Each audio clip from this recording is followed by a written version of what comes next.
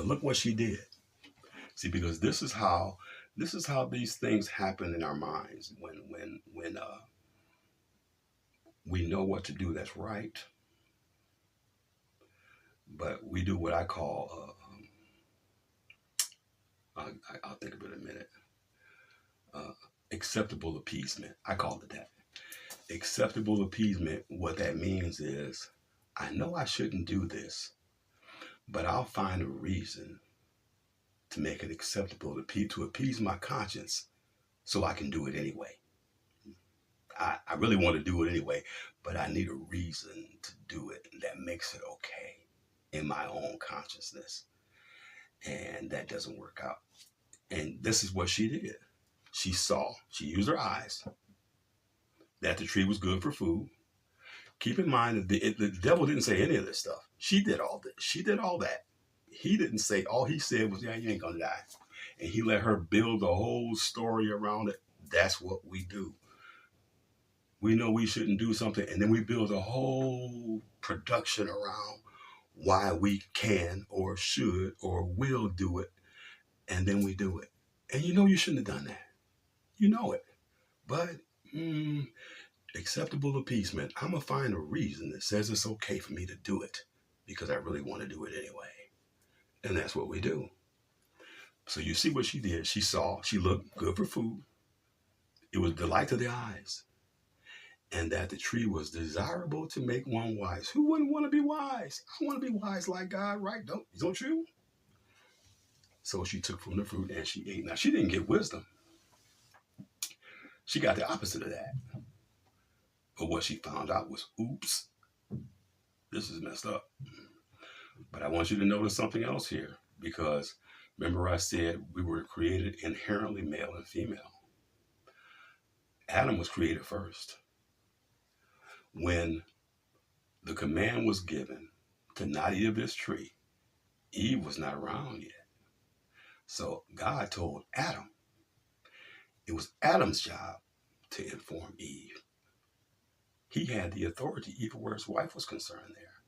It's your job to inform your wife. She was created to be your helper. So you're going to have to watch over her too. But what happened? She ate from the tree and gave to him, standing right there watching the whole thing. That's why it says in Adam all died. He was not fooled. He was not tricked. He knew exactly what he was doing.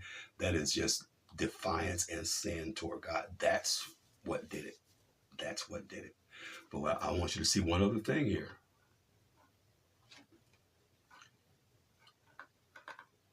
In verse 6, Genesis 3, verse 6. So she took from the fruit and ate, and gave also to her husband with her, and he ate.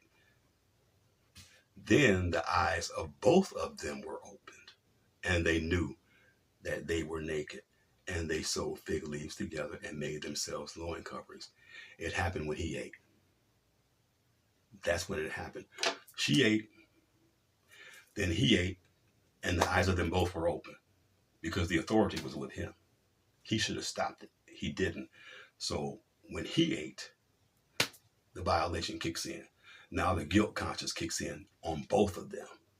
And what do we do as soon as we know we done screwed up? And before anybody can even say anything, we start to make our fig leaves. We start to make our fig leaf clothing, fig leaf suit, fig leaf underwear. We got fig leaves and we just sew them together and like, ain't nothing wrong. No, that's why you're putting them fig leaves together, because you know you messed up and now you're trying to cover.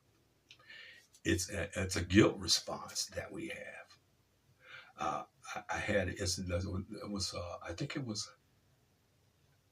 a Christmas or Thanksgiving, maybe a year ago. My little granddaughter, she was like just turning 2, I think, and we were in the kitchen, and she was playing with my goddaughter's toys, and she picked one of them up, and she did this. She looked around. She said, and then when my goddaughter's mother saw, she did this. She said, then she smiled. Guilt response. She's barely 2. This is the sin nature at work, people. This is what it does. It's like, you ain't got to be grown for the sin nature to rear its ugly head and show that it's there. That's what happens. At barely 2, she knew she got busted for trying to sneak and hide or steal something. And then she tried to play it off. She couldn't even barely talk at that time. But this is what we do. So you want to know what the effect of the sin nature is. It does that. It causes us to want to be autonomous away from God. We don't want to listen to him.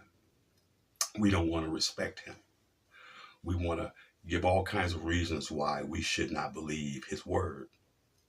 But we know all along, I got to acceptably appease myself to say something so that I don't have to do that, right? I got to. Otherwise, how can my conscience bear just outright, I'm just not going to do it. And I'm going to be all right with it too.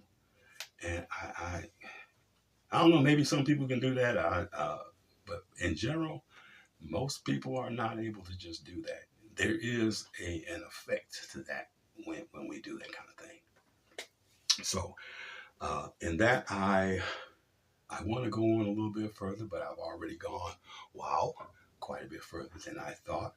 I am looking forward to sharing more on this, because this can go pretty deep.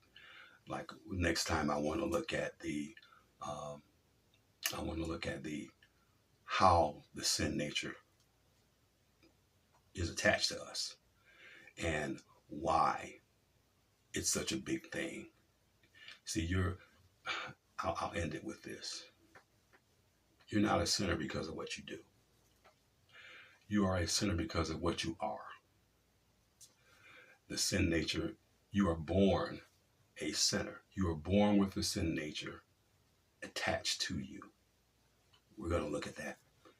And I'm going to show you in the scripture so you can know why your little cute little baby is so wicked at times. Stealing stuff, breaking stuff, little boys trying to punch you in the balls. I mean, I had a couple, I was like, I got something for that, you know. And I gave him a little dose of his own medicine. We were all right. Anyway, thank you very much. I look forward to speaking to you again later. And have a good evening.